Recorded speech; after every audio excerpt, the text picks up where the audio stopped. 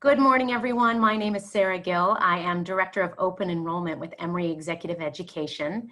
We're so pleased to have you here with us today as we are in our fourth month of Business Over Breakfast with Emory Executive Education. Wow. I know we have many people who are returning and joining us kind of week after week, so thank you so much for those who have joined us along the way.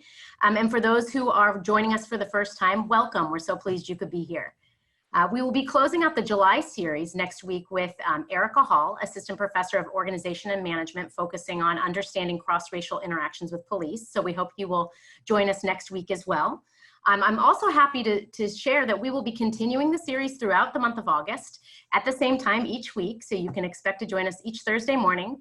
And we'll be exploring multiple facets of leadership communication. So please continue to join us for Business Over Breakfast. So our faculty guide for today, Tom Smith, professor in the practice of finance at Goizueta Business School, who many of you have seen over the last few months, is back today to give us an update on what's going on behind the headlines and how the economic crisis affects us all. So Tom, as many of you may already know, is an expert in the area of labor economics, pricing, sports economics, and financing, the economics of the entertainment industry and healthcare. And so there is no one more qualified as usual to address the topic of the economy and me. If you like what you hear today, Tom is also a faculty who teaches in our Emory Executive Education courses. So in fact, starting tomorrow morning, bright and early at 9:30 a.m. Eastern Time, Tom will be launching our Personal Financial Fitness Workshop series. So if you'd like to join us, please register today by 2 p.m. He will also be teaching our finance and accounting for non-financial managers coming up in December, as well as some other courses, so stay tuned. So for today, Tom will kick off the webinar. He'll share his observations on what's been happening in the economy and what this means for individuals. That will be followed by 30 minutes of Q&A. So please write your questions in the Q&A box at the bottom of the screen, and our team will do their best to get to as many questions as they can today. So we'll try to post any additional questions or answers on our Emory Executive Education LinkedIn page. So please look for that and follow us on LinkedIn. And then at the end of today's session, we'll have a short survey. So we appreciate any feedback you can give us. So with that, I will hand it over to Tom. Please enjoy the morning, and we look forward to continuing the conversation each Thursday through the rest of July and August. Thanks so much. Yes, thank you, Sarah. I'm getting emails and text messages from all my people who are like, "Wow, it's so nice of you. I didn't know you were that qualified, and why aren't you wearing a collared shirt?" We were just talking about this. I got my Emory garb on today, so I'm going to be making some big purchases about Emory going forward here. Big purchases from Emory's bookstore. All right, let's just jump in. I'm gonna, like I said. Like Sarah said, I'm going to talk for about 20, 25 minutes on what's going on. There's new news coming out every single day about what's going on with the economy. Clearly, things are changing very rapidly. It's a very, very dynamic situation. So I'm going to give you some information that I've been working on with one of my colleagues, and then we're going to do some Q&A. Okay. So let me just screen share this thing right here. All right. So the reason I'm starting with a map of COVID is because as a economic shock, right? We have to understand like what's behind economic shock, and I'm sure you're tired of hearing about the new cases and new deaths and where the cases are, where there are hotspots and what have you. But the truth is that this is what's causing our economic recession, right? It's this COVID pandemic is causing businesses to shut down, causing consumers to change their behavior. This is causing a disruption in the economy. So you have to know that, this surge, this spike that we've seen since June is adding to the economic troubles that we have. I mean, if not this, then we would probably be in a very, very mild recession, probably due to farm defaults or something like this, but we're not, right? This is where we are. And so until this starts to bend, until we really get a handle on this, the economy is not going to get better. It's not going to get better just by itself. It is going to be intimately tied to whether or not we can control the spread of this virus and people feel safe about going into the economy and spending money, going to businesses. People feel safe going to work. Okay. And so this is also a little bit troubling. I'm glad that this is changed. It's not as high as it was, but it is trending upward. Okay. I think there's a slight change in sort of who's getting COVID. And here's Georgia. Um, this is I drew this from the California Department of Health. They actually have really nice data. This is as of about 2 weeks ago, and it looks at the percentage of the population that's getting the cases these days, and then also the percentage of deaths, right? And what's happening is that there's been actually a slight surge in the number of younger people who are getting cases, but there's still, a preponderance of older people who are susceptible to this and who are dying as a result. This is a scary right here. This is a scary trend in that a lot of the new cases are sort of younger individuals, 18 to 34, right? Because we have to remember that our economy is a consumer-driven economy. 70% of our GDP is made up from the consumer expenditures. And these are people who would be going out and they're manning the stores. These are people who are going out and buying goods and services. These are people who are going out and buying goods and services that really move the economy, right? Consumer durables, new refrigerators, new washing machines, new cars, right? Buying houses. Not your 18-year-olds, right? But this millennials that are in this like 28 to 32 range right here. I mean, that's who we want to sort of generate economic momentum. And they're out and they're getting this, and then they're spreading it to their parents, grandparents, and whoever. And so that's a little bit troubling trend. I don't like to see that happening because I think that's going to have a detrimental effect on unemployment. It's also going to have a detrimental effect on total GDP. Okay.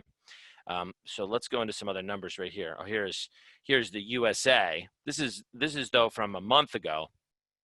And so what we're seeing really is the percentage of deaths is still really, really, really, really high in our, 65 to 85-year-old range.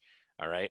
That's a little bit troubling. But this trend is what really, really makes me anxious, is that the younger groups are picking this thing up at higher frequencies. They're very mobile. They're passing it around, and then they're not going to spend. That's what we need to get the economy back and rolling. Okay. So here's some different areas that I think are important. And like I said, I've been working on this with one of my colleagues, Bill, and these are some new charts that we've got together. So this is drawn from Freddie Mac Mortgages.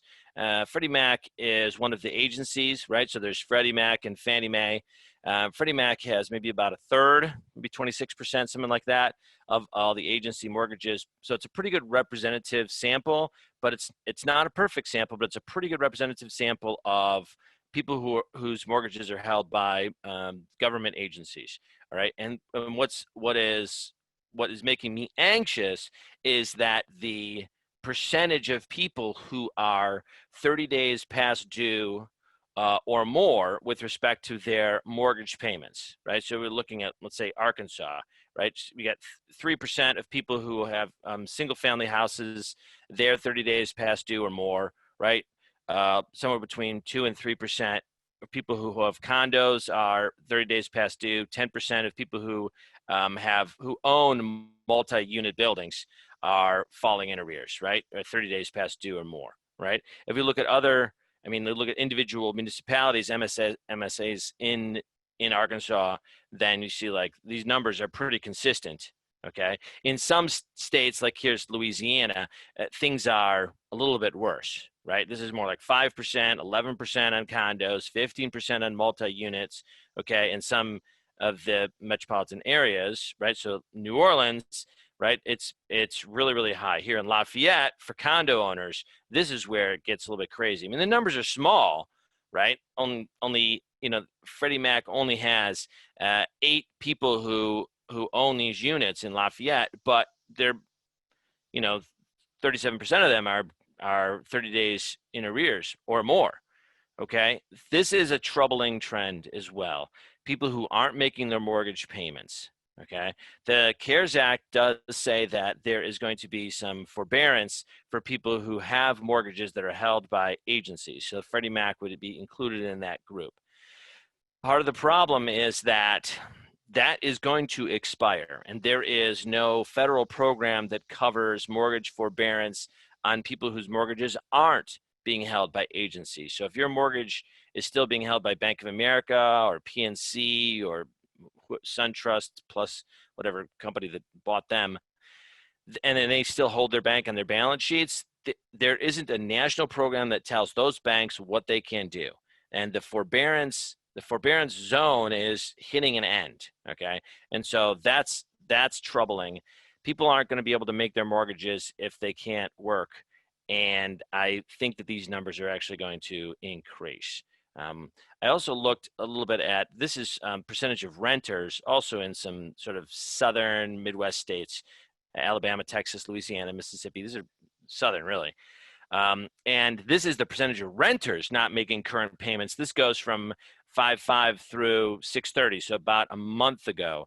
And the numbers here are incredibly telling about how difficult this recession is for lots of different people, right? So right here, we've got percentage of the people in the U.S. not making rent payments, so who are at least 30 days past due. They could be 30 days past due or more, all right? Is trending from 14% up to almost 18%. In different states, it is considerably worse. So in Alabama, these numbers are hovering between, like 9 and 20%, right? In Texas, pretty consistent, around 18%. Louisiana, right? Maybe, 30% more, 40% more than what you're seeing in Texas. So this is hovering around 20 something odd percent. Same thing in Mississippi, all right? Tennessee is a little bit lower. Arkansas, Louisiana, Mississippi, a little bit higher. Okay. This pandemic is not hitting everybody the same way. All right. So people who have lower income, renters, they're being hit very, very, very, very hard. And so these trends are also troubling because for each one of these renters who isn't making a payment, there is a property owner who's not receiving rent. And if the property owner isn't receiving rent, then they are going to be delinquent on their mortgages. That's what this chart is showing right here. This is the percentage of commercial mortgage-backed securities. So this is somebody who owns either a multifamily housing unit, some kind of a strip mall or something like this, right? So commercial mortgage-backed securities would include somebody who owns these apartment buildings right here, okay? And there's a huge spike in the percentage of these things that are actually past due. So renters don't make rent payments, then people who own those properties aren't receiving income to make their mortgage payments, so then they are going to be default on their mortgages. It's really scary snowball effect, okay? And so, what are you going to do about that, okay? This is a chart that I pulled together from the census, and it looks at owners. So these are people who have mortgages. So this is looking at a slightly different. This is asking owners about their status, and you can see that owners in general, about 3.5% of total owners, like people who have a mortgage, are 30 days past due or more. But that's doubles when you look at owners with children. And then in some states, it's more than double. So it could be 3 or 4 times as high, right? So we're seeing this here in Texas, right? The percentage of people who own houses who are delinquent on their mortgage is more like, averaging maybe 3%. But for those with children, it's, double that or triple that, right? And so this is also scary right here. Look at Mississippi, right? And so it's hovering maybe around 4.5% on average. And for people who have children, there's maybe 15 to 18 to 20% of those people with children are delinquent on their mortgage. I think what we've seen is kids were sent home. Somebody has to homeschool the kid. You can't use babysitting services. You can't use childcare services. Now you say, okay, we were a double income family. Now we have to become a single income family. And what am I going to do? I'd rather be delinquent on my mortgage and try to figure out how to make that work in 30, 60, 90, 120 days rather than not put food on the table. And so I think that people are making choices, and the choices that they're making is putting food on the table instead of paying their rent, instead of paying their mortgage. Okay. So that's what's going on here. This is what's going on with initial unemployment claims. Just this morning, about 45 minutes ago, the BLS reported that the initial unemployment claims went up for the first time in a while. So it went up to 1.7 million people. So it had been trending downward, like 1.3, 1.2, and then it went up to 1.7, and they revised last week's numbers up also as well. So that's a trend that we don't like to see. We'd like to see this downward trend of initial unemployment claims, but this is going to be spiking back up. Like when you look at this chart next week, this number will have spiked back up. What we don't want to see is this number then swooping back up, so that instead of having 1.2, 1.1, a million people initial unemployment claims, if it goes from 1.7 to 2, 2.5 to 3, then we know we're on the wrong track. That's a real potential with this increased surge in cases, is that you will see now in another set of shutdowns, another set of slowdowns. Once business owners try to figure out what the lay of the land is, now they're hiring people and then they're laying off. They might hire one, lay off three. I mean, that is going to lead to this escalating trend of initial unemployment claims. And so that's what we don't like to see. I hope this is just a 1 week blip. We'll know in 2 or 3 weeks if it's a trend or if it's a blip. I'm hoping for a blip, but it could very well be a long run trend. Okay. All right.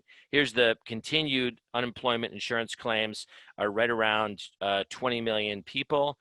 Just looked up on the BLS, and there's slightly different numbers with respect to continued unemployment insurance claims versus continued unemployment. The continued unemployment insurance claims is about 32 million people. Okay. I had talked previously about the unemployment rate, and I was really predicting something much closer to, let's say, a 20% unemployment rate. And if you have 20 to 30 million people out of work, how exactly is unemployment rate 11%? It would seem like that's much higher than 11%. Well, some of it has to do with the fact that the top number may be inaccurate, right? The BLS has identified that when they're asking these questions, and they don't modify the answers. So if people say, oh, I'm absent from work for this reason or this reason, I don't have a job, or then they might be classified as absent still working rather than absent unemployed. And the BLS has a set of questions. And if you read through their report, they say that they make a purpose not to change the answers that people are giving. All right. And so I am confident that the BLS is doing everything they can to try to crack this nut, but the set of questions and how they're designed were not designed for a pandemic where people were kind of moving in and out of a work environment as fluidly as they are, right?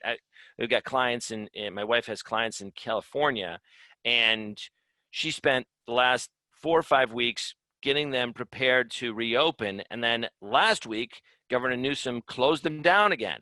And so then they brought everybody back on board. They had to onboard everybody with new procedures, and then they had to furlough everybody. So there was like 2 days during the week where they were employed at work, and then the rest of the time they were getting prepared to be furloughed out of work anymore.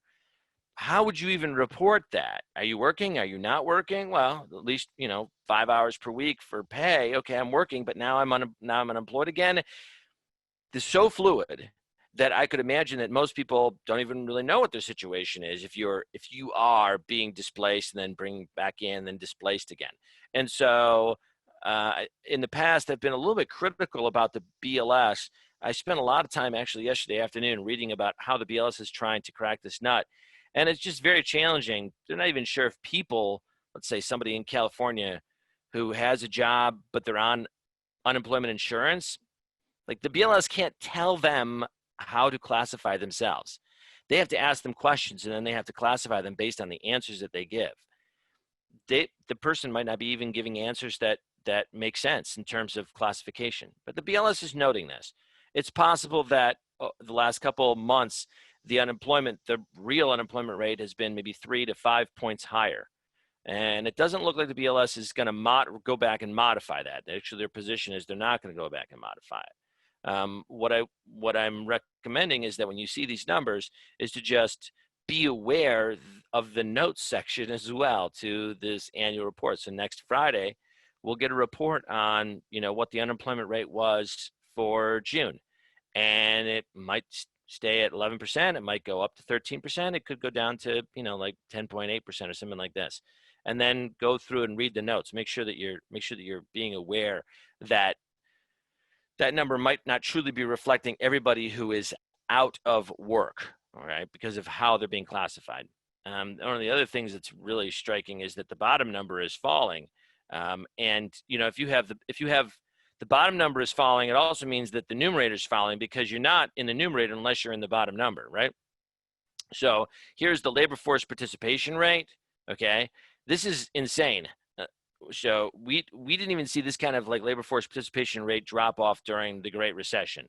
So this is a huge decrease from where it was at the beginning of the year. People are like, okay, I got to go home. I got to stay with my kid. I got to homeschool him or her. And so boom, now I'm not even on the labor force anymore. So I'm not unemployed. Would have been unemployed, but now so I'm not even going to look for a job. That's very, very scary, is that people who were part of the labor force are just removing themselves, maybe through necessity, right? The fact that they have to actually make sure that their kids are being schooled. Let me, here's 3 pages of companies who've declared bankruptcy, not including the 4 or 5 I read about this morning. And so this is just the first 100 companies alphabetically that my TA could find for me. All right. And so this is scary. In the 2008, 2009 recession, there was a list of banks, right, who were going under. There wasn't sort of this insane list of companies that were declaring bankruptcy, but they're there. Firms don't have cash flows. They're trying to figure out how to stay afloat. They're trying to figure out how to rehandle their finances, make sure their creditors are in order, and they're going to the courts to do it. And so here's 3 pages of that. Very scary stuff. These people go bankrupt. These people go out of business. All the people who work for them don't have a job.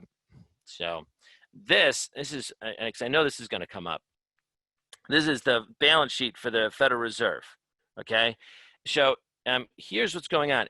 In 2008, 2009, during this recession, you see the balance sheet of the Fed escalated down here, right? It was really low. Now these are in millions, so these are millions. So these are $1 trillion worth of assets, by the way. Okay, because you're like, oh, the Fed only has 6 million worth of assets on this balance sheets. Yeah, but then just add 6 zeros to this. So this is 6 million millions, $6 trillion worth of assets on their balance sheets.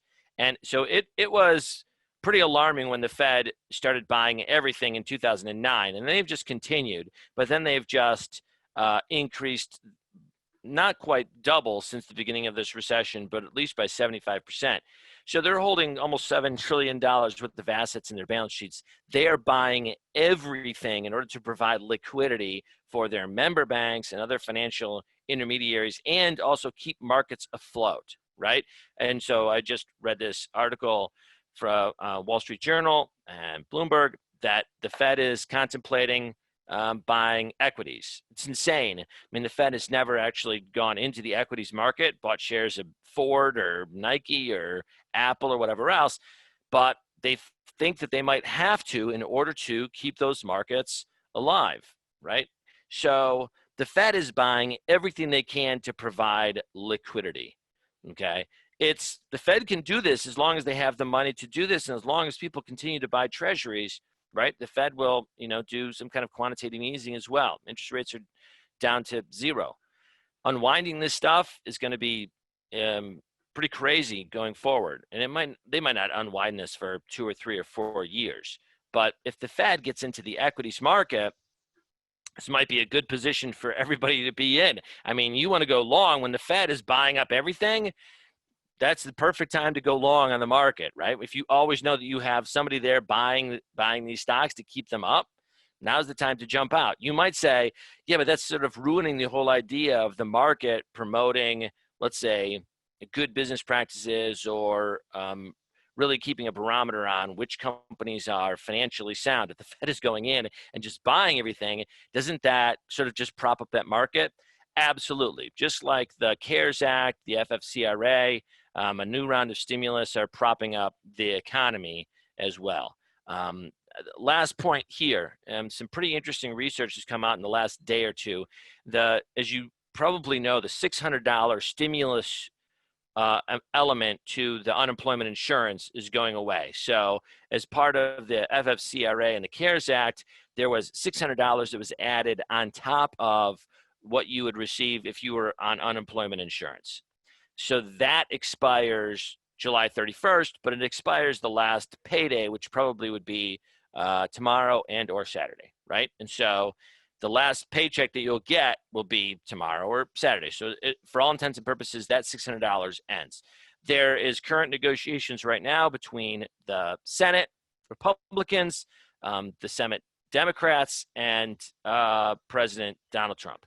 And they are maybe honing in on an actual fiscal package. I just read about an hour ago that they were going to make some announcements today about what that new fiscal stimulus looks like. I know Trump has been very bullish on a payroll tax deduction.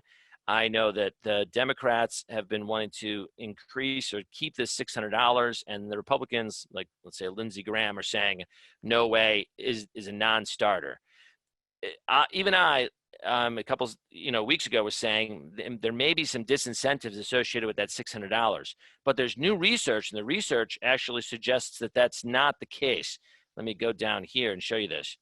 So this is research that's just coming out that looks at so relative to where we were at the beginning of this pandemic. This is the number of hours that people were working, and the blue lines represent unemployment insurance replacement rates. So people whose unemployment insurance is at 161 to 177% of what they were earning. So they say, oh my gosh, this $600 is way more than I would have earned before.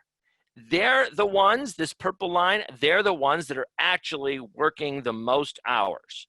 So the people who were benefiting the most from this extra $600 are the ones, and it just marginally, probably insignificantly, from the ones who are at 152 to 161%, right? But it is actually different than both this orange line and this green line. And that is to say that the people who've benefited the most from that extra $600 are actually working the most hours relative to other people on unemployment insurance.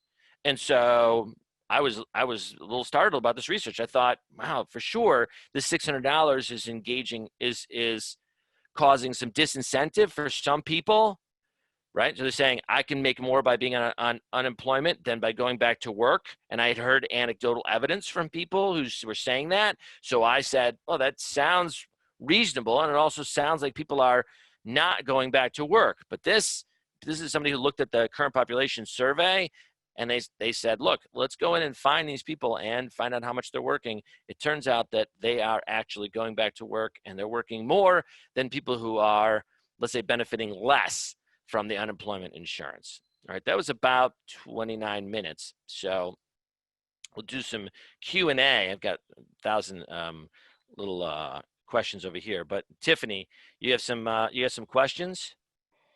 Yep, Tom. First of all, lots of love out there for the Emory gear that you've got on. Whoop, go Emory.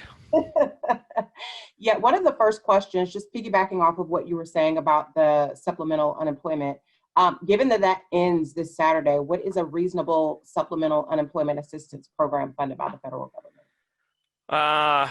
Well, I mean, in spite of this evidence, if they were to continue that $600, that additional $600, so it doesn't look like that is statistically that it's actually keeping people from work. I mean, anecdotally, you can find somebody that says, yeah, I don't want to go back to work because I'm making more on unemployment. Of course, you can find that person, and there may be a lot of those people.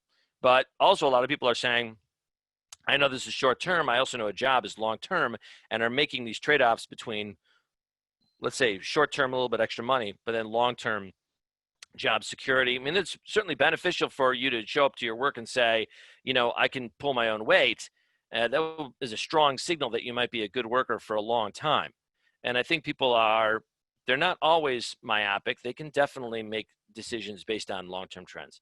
I would like to see that $600 go forward with this new evidence. I was a little bit skeptical of its usefulness, but I think it actually is probably propping up the economy, and it's probably keeping a lot of people from going arrears in their mortgage and or their rent. Okay, if they take it away and replace it with something, I think they're likely to replace it with something closer to maybe $200. I think there's going to be another round of stimulus. So the round of stimulus might be another $1,200 or $2,400, depending on your marital status. I think it's going to be phased out at a much lower income. So the first round was phased out at incomes that were maybe around $70,000, $80,000. I'll have to look at the exact numbers. I think they're going to be phased out maybe closer to 50 or 60. So I think the majority of these numbers are going to be of the stimulus is going to be focused on people whose income is, let's say, 60,000 or 70,000 and lower, rather than all the way up to, let's say, $100,000. So I'd like to see the $600 continue. I think it's been propping up the economy. I think it's been propping up sales. I think it's preventing people from really defaulting on their rents and mortgages. I don't think that's going to happen. I think it's going to be close to 200, and I think that the stimulus maybe another $1,200, but it's going to be phased out for people over about $60,000 per year. Wow. All right, our next question, and this is a really popular question. How will the move to virtual school for the beginning of the year impact unemployment and the economy? I think that it's going to keep a lot of people who had disentangled themselves from their work and said, I'm going to become a homeschool teacher now. It's going to increase the number of people who are going to say, I can't go back to work because my 7-year-old kid can't be home alone, right? So, and what are you going to do? Like, you're going to hire some kind of a nanny or babysitter to come into your house to watch your kid during those hours? I mean, you're bringing in a completely different element. Bringing somebody into your house like that is going to make people, it's going to make you much more susceptible. There was a report that showed that people are catching this thing at higher frequencies in their house. So somebody is going outside the house, bringing it back, and then inside the house, you get 4 or 5 people who all catch it from one person inside the house. So I think if people see that, they're not going to be bringing people into their house. So that means they're going to have to stay home and childcare, homeschool. I think it's going to decrease. It's going to keep the number of people who are in the labor force down by a lot. So until we get kids back to school, the labor force participation rate is going to be low. So it might actually prevent the unemployment rate from skyrocketing, because those people can't even look for jobs. Once they remove themselves from the labor force, they're not unemployed anymore. So I think it's going to sort of have 2 effects, right? It's going to prevent the workforce from going forward at full capacity. So capacity utilization is going to be lower. Labor force participation is going to be lower. But it's certainly not going to increase the unemployment, because if you have to stay home, you basically remove yourself from the labor force, and now you're no longer classified as unemployed. Interesting. Tom, our next question is a statement and then a question. Some people are saying that the stock market is going to experience a huge decline due to lower corporate earnings and consumer defaulting on credit, card, and other debts. However, you previously noted that the equity market is really the only market out there to get a return. Yeah. So what do you think will happen? Or what do you think, or are these ideas not mutually exclusive? So, somebody's been paying attention. I really like that. so here's what I think is problematic, is that the bond market is broken. Government securities, so private bonds, private debt, that market is broken. People aren't buying it. The regular bonds have turned into junk bonds because there's no cash flows. Government debt, it's the returns on government, the yields on the government debt are practically nothing, right? And people are still doing that because it's safe. So the equities market is where it's at.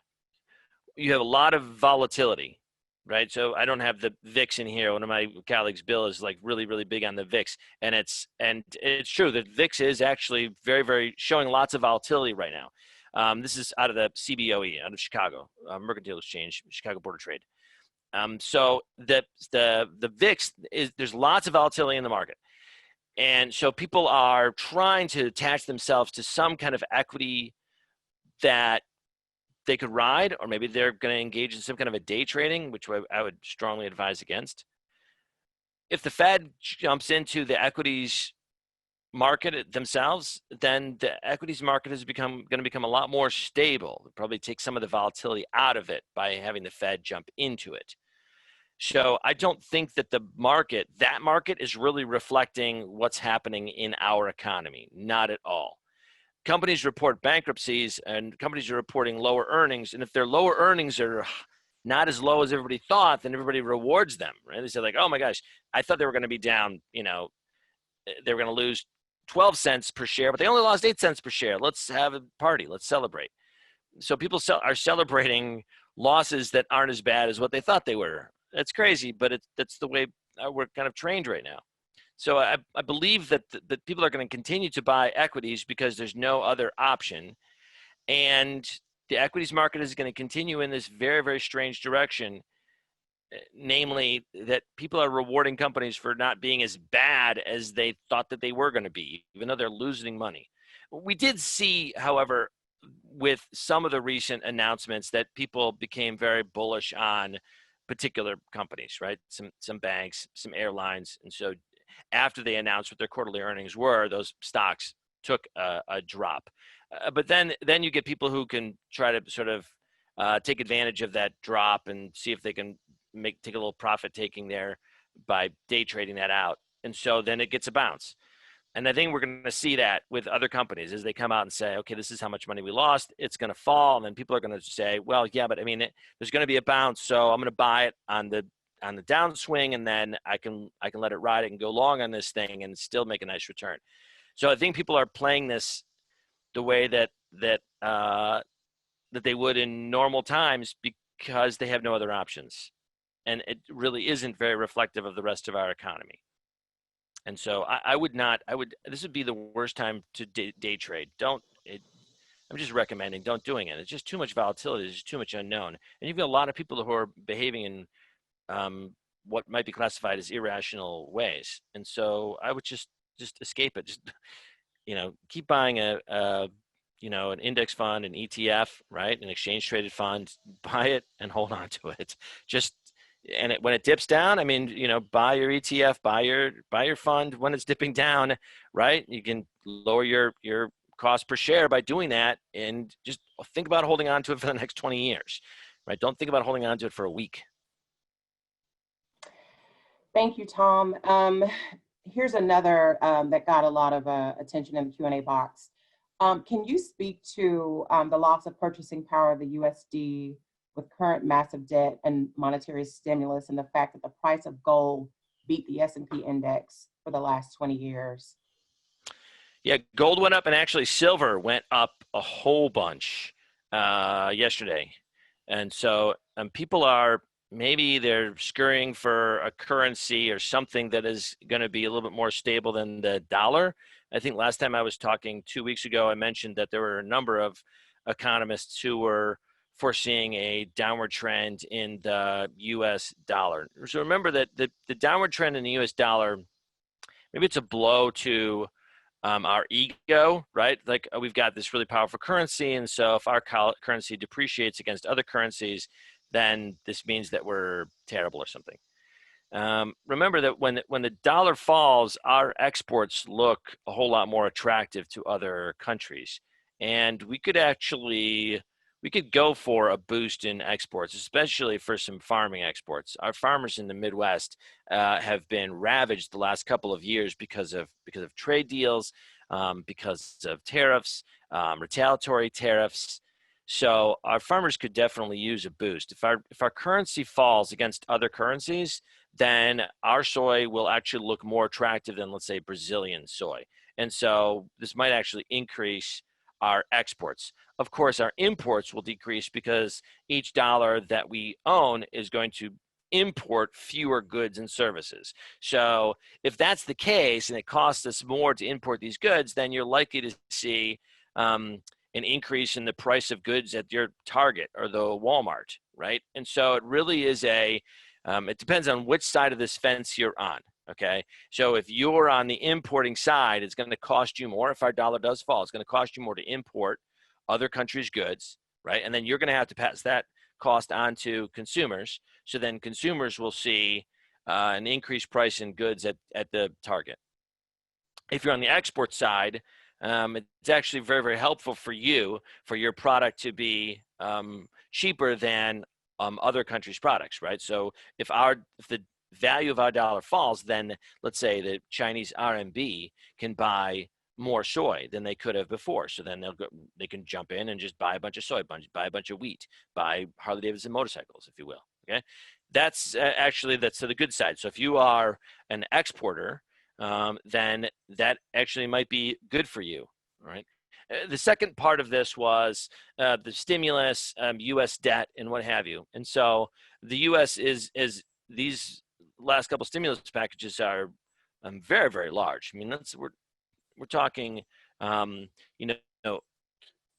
talking. So if our GDP is 17 trillion, 13 trillion, we're putting up a $3 trillion stimulus package with the rest of our debt, we might be hitting 100% to 103% or something like this of our GDP. So our debt is 100% of our GDP or 103% of our GDP. This doesn't mean that we're going to fail automatically, right? Some people have looked at some past research, and some of that research was very, very flawed. But looking at research like what came out of Greece, they say, well, once Greece hit these certain percentages, their debt as a percentage of their GDP, then the country failed, right? And so are we going to see that same thing? We're not. We're not, because we haven't defaulted on a debt payment, not officially, and we're not going to default on debt payments. And so our debt payments are really cheap. That is, we're borrowing money from people almost for free. So if people are buying up our treasuries at yields of 1%, then essentially we're getting free money. And so as long as we issue a treasury and people are buying it, they are loaning us money at almost no interest rate, right? We have to pay them back 1% or pay them back 3% over 10 years. Well, that's free. It's free money. And so the U.S. if they can continue to borrow from other people for free, then we can afford these stimulus packages. I would say that we should not cut back on the stimulus because we're afraid to go too much in debt. We need to make sure that the economy doesn't crash. And from everything that I've seen, these stimulus packages are actually working. So even though there are some bad actors, so there's some companies who got the payroll protection plan money who probably shouldn't have received it. There's only some people who didn't use it to put their workers back to work, or really large companies who you say, I can't believe that the Lakers were going to get PPP funds or what have you, right? And so there are some bad actors, but by and large, there's a lot of small businesses who've collected this money and been able to stay afloat for the last, couple months through those stimulus packages, through those stimulus dollars. The $600, it probably made people's month. They'd say, okay, I'm going to be able to feed my kids this month, or I'm going to be able to make my rent payments this month. So I think the stimulus is actually working. There are going to be long run ramifications of this. Like, namely, we're going to have to pay it at some point. Most politicians do understand that they are not going to get reelected if they engage in contractionary fiscal stimulus. Probably what we should have been doing the last couple of years has been engaging in contractionary fiscal stimulus, right? And I mean, I wrote an article about this, you know, maybe 2 years ago, 3 years ago, that the Trump tax cuts were just ill-timed. It probably could have been actually a very, very good stimulus package now. But when they were doing it, it was in the middle of an amazing economic recovery. Unemployment was, you know, less than 4%. That's not when you give a tax cut, right? You give a tax cut when unemployment is at 8%, at 11%.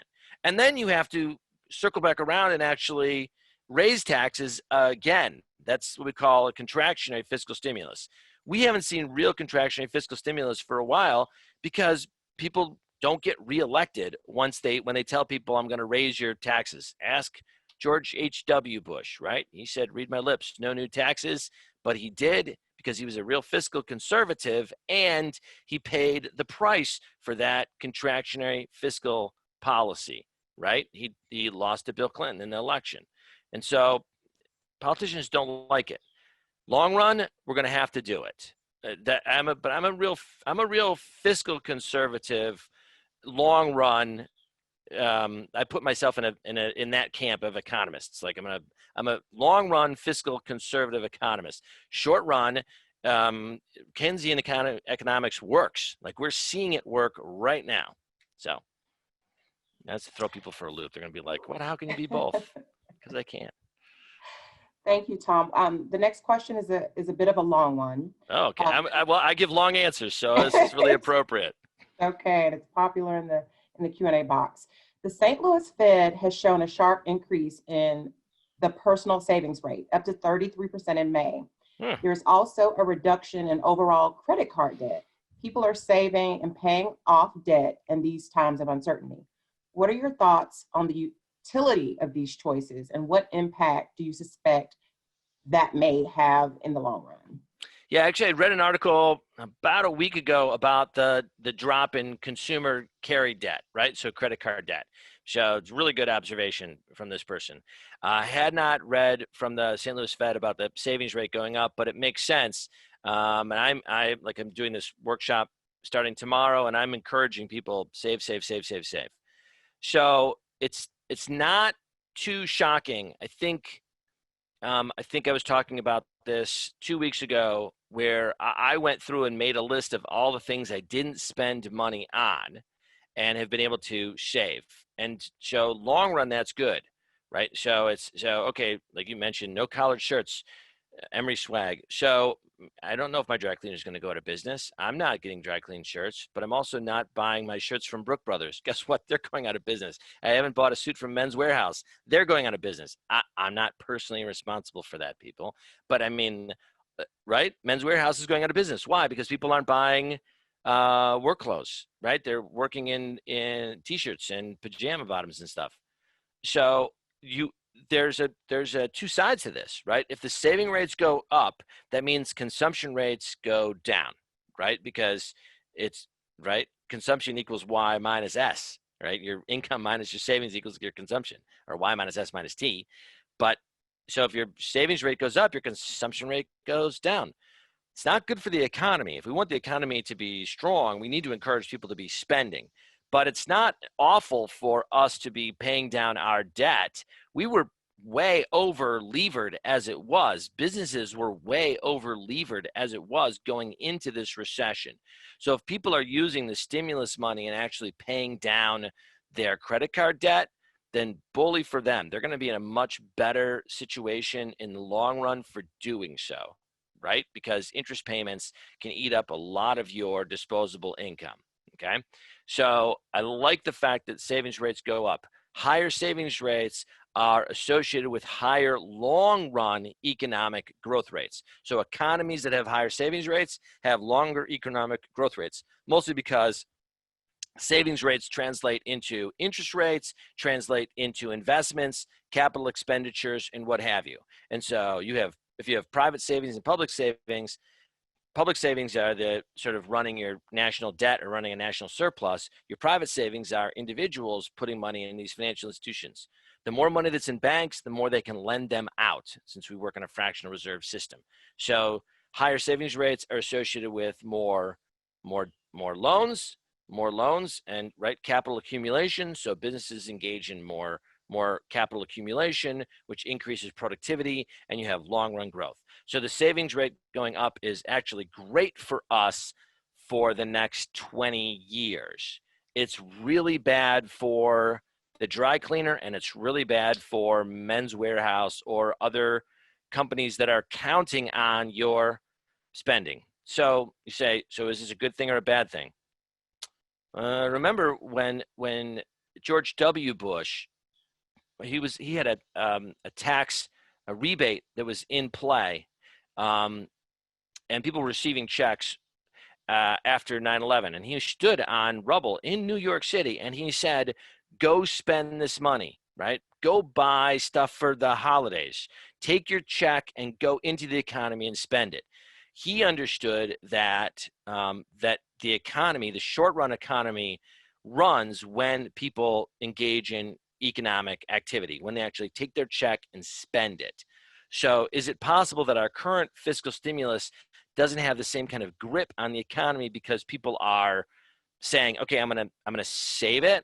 So we're talking about a short run versus a long run trend. In the short run, it's going to be bad for the economy and bad for companies that we are saving rather than consuming. Long run, our economy is going to be much better off by having a higher savings rate and a lower consumption rate. Thank you, Tom. What types of solutions do you believe will help address the looming renter mortgage default crisis? Yeah, and I saw that. I don't know, Dante had asked a question on the little chat, what have you. I'm gonna take. So Dante had asked, can landlords evict? So I actually went through and was looking at some different laws. Just let's say in Texas. So in Texas, there is no one single law. So different cities have mandated different sets of either rent forgiveness plans or not. So in some cities, there was a rent forgiveness, and then in other cities, they actually started up sort of landlord court again, and people were being evicted. And landlords are saying, look, this person is now 120 days past due. I want them out. And the judge was saying, yep, you're out. There's going to be a sheriff's going to show up and take all your furniture and put it on the lawn. So yeah, landlords can evict. It is different in different states, and even within states, it's different in different municipalities, SMSAs, okay? If we were going to, your question was, what kind of, let's say, national plans can we engage in to eliminate mass evictions? Tiffany, I apologize. Yes. Yes. I'm sorry. Yes, that's what it was. So there is, so the CARES Act had some factors in it that said, look, like we're going to put a hold on this thing for 3 months or 6 months. Okay. This new round of stimulus might have something in there that says, okay, you can't evict anybody for the next 6 months. But that doesn't make your landlord whole, or that doesn't make the bank that holds the note on that building whole. All right. And so as much as it's easy to gang up on landlords and say, these are awful people, these are people who just, that's how they're engaging their capital. They bought a building, they're managing the building, they use the rent to pay off the note, they use the rent to run their company, right? And that's a legitimate way to make a living, clearly, because plenty of people do it, and people need that service. People need multi-unit housing, and they need somebody who's willing to put up the capital and do it. If that person isn't made whole, then what?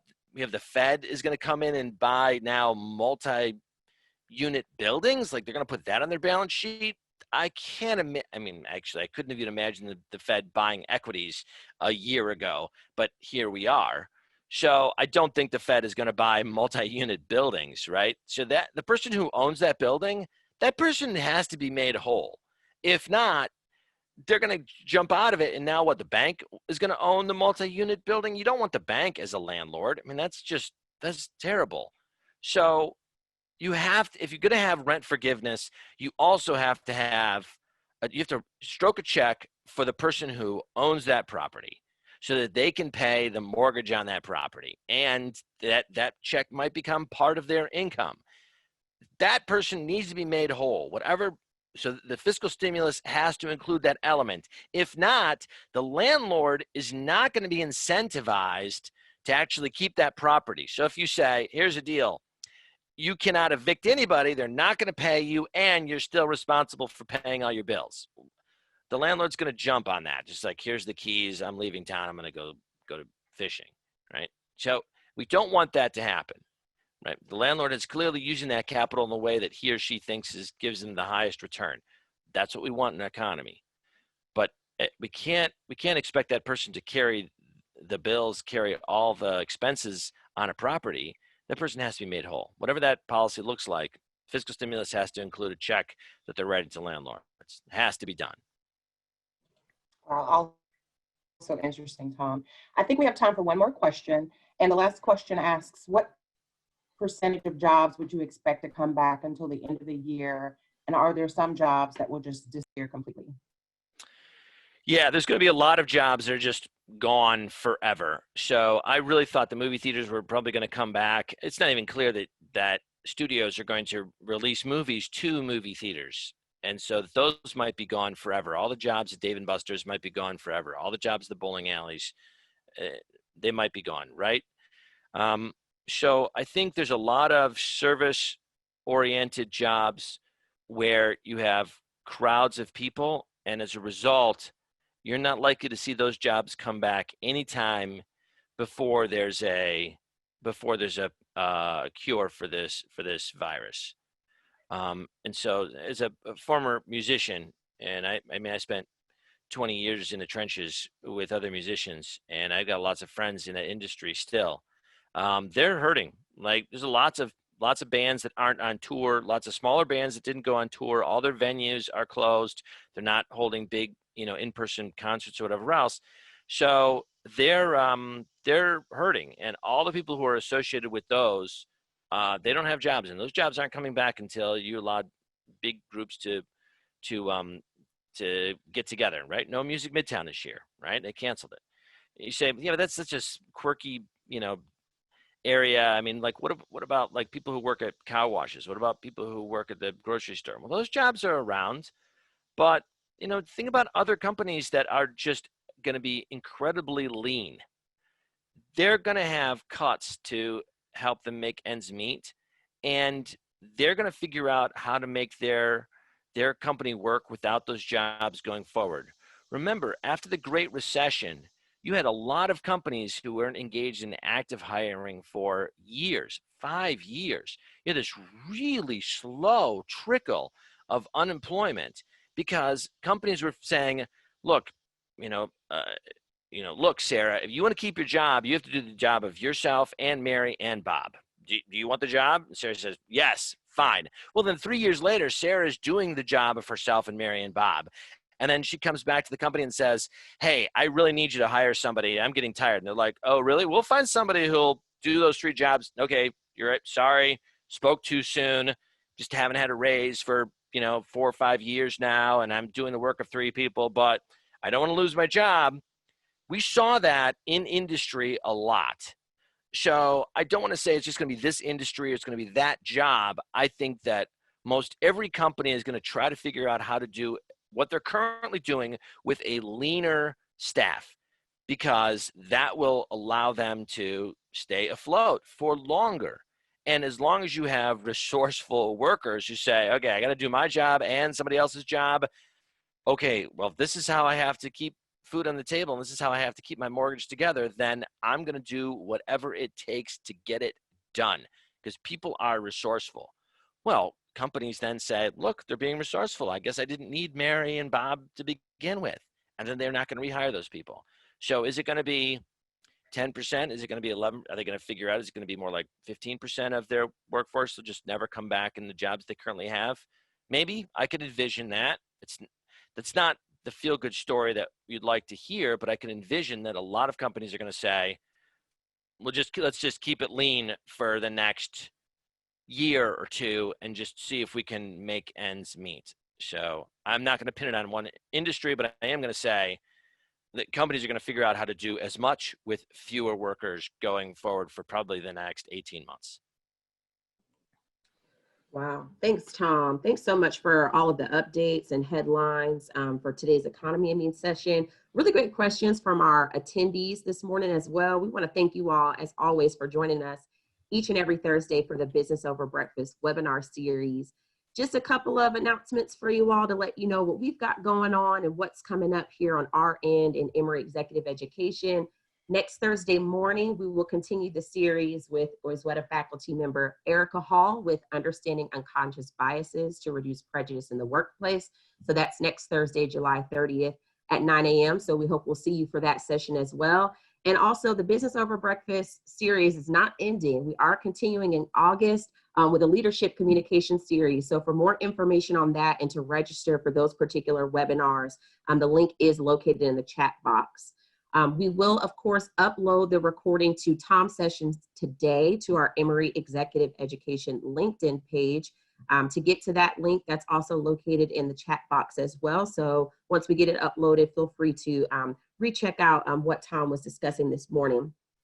Also, just another plug to our wonderful personal finance workshop series with Tom Smith. That is kicking off tomorrow morning. You all, really encourage you to join this workshop series. Tom's going to cover a lot of topics such as tracking earnings and spending, savings goals, trading and buying stocks, mutual funds. So it's a workshop that occurs for about a few hours each Friday. There are 4 Fridays in a row. The registration link for that workshop series is also located in the chat box. Registration will close today at 2 o'clock. And then last but not least, we'll have a short survey pop up on your screen. We want to get some feedback from you all about this morning's session. So when that pops up, if you'll take about 1 to 2 minutes to complete that survey, we'd really appreciate it. Tom, I'll turn it back over to you for any closing remarks. No closing remarks, just looking at all of the different chats and comments and everything else like that. So yeah, just keep your eye on the economy. Clearly things are changing so much and there's so much fluidity to this that, you know, I mean, by tomorrow we could have a new fiscal stimulus. It could include $600, it could include $300, it could include, you know, checks to landlords. I mean, there's lots and lots and lots of things that could be included in this stimulus. And so I'm very, very curious as to what's going to come out of that. I'd be happy to circle back around with everybody, you know, in a couple of weeks so that we can discuss whether or not the stimulus actually is put together in the way that will probably make the economy work.